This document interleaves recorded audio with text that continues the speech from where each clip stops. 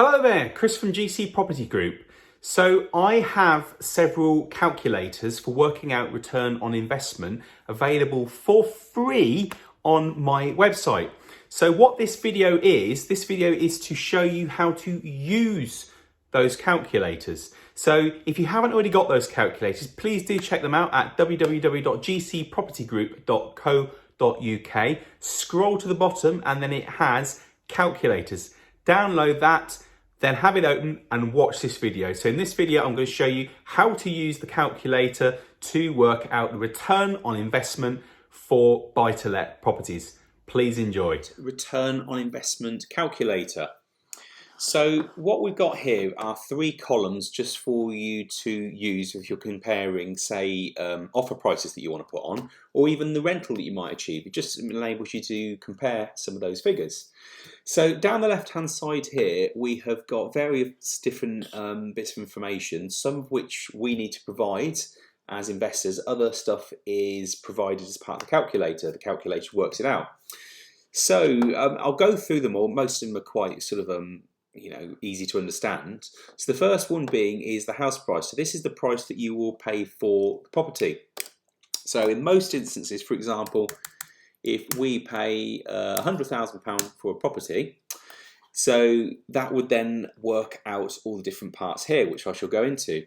So typically you will always need a 25% deposit for a buy-to-let mortgage. Sometimes you can get more favourable results. Specifically at the moment during COVID-19 lockdown in the UK, you're struggling to get 25%. A lot of them are wanting a 40% deposit. But assuming we do, once everyone comes back out, we can go back to how we were, it's safe to use this particular figure.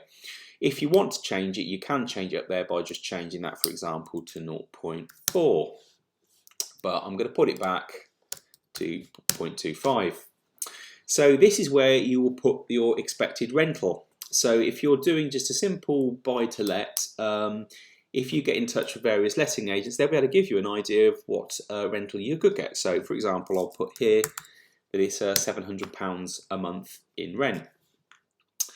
Mortgage. So what it does here is there's a figure here that works out, okay, on the amount of the mortgage, which is 75% of the house price, it will calculate for you what the mortgage payment is likely to be.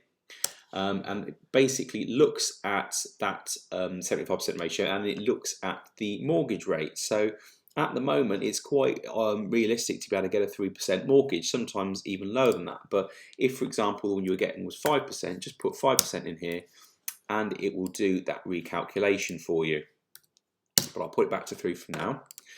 Now, maintenance, management, and voids. So typically, we always say that for management, it is 10% of whatever the rental income is. So most letting agents, it's a standard 10% of whatever rental income.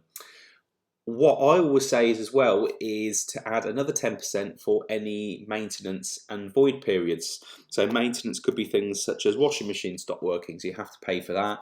Or void periods are obviously if you have a tenant in for say 2 years, 3 years, there's going to be 2 months that you will not have anyone in. So it's always a good job to factor that into your calculations that you need to put a little bit of money aside for those things. So your total monthly bills will be the cost of those two together, which will mean then that your monthly profit is that. And what that is your rental take away your monthly bills. So that will provide that for you. It will then also give you any fees for purchasing the property. So typically it's around 4% of the value of the house price is what will go in fees. So those fees will include the stamp duty at 3% and then also the solicitors and survey costs. So in here we've got 3% for stamp duty, and they've got £1,000 in solicitor purchasing costs and £500 for a building survey. I always recommend you get a building survey done because you never know what it might pick out. Paying £500 to have a building survey might save you a fortune in the future if you find out that there's about £7,000 or £8,000 worth of work that you didn't know that you had to do. Now, if you had any refurb work to do, then I would put it in here. So for example, let's just say we need to freshen it up a bit. So it's going to be £3,000 work. Your annual profit then will be calculated here. And what this is, it just takes your monthly profit times that by 12. And then it will give you what your total investment is. So your total investment will be the deposit you've paid, the fees you've paid to purchase the property, and then any refurb costs. So this particular one would give you a 13.7% ROI, which compared to the bank rates is really, really good. But you know, we probably can do a little bit better if you're doing the buy, refurb, refinance one, which is where you're buying with cash, doing refurb, and then refinancing at the end. But I will show you that calculator at another time. So just to make things clear here, I've put there that the white cells are the cells that you have to populate. The ones in yellow are the ones that are pre-populated.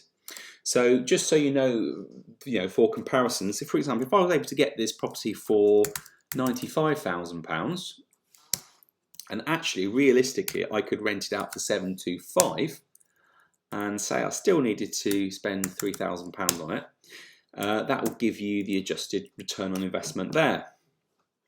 Or for example, actually it was going to cost me £105,000, but actually I might be able to get £750, and it needs literally just a bit of painting in it. So let's say £1,500, let's say £2,000, then that will give you the return on investment for that. So that is the buy to let calculator. So I hope you found those helpful. If you've got any comments or if you think of any ways that I can improve that, then please make sure you comment below. And if you haven't done so, subscribe to my channel. I will also bring out a video for my other two calculators that are on my website.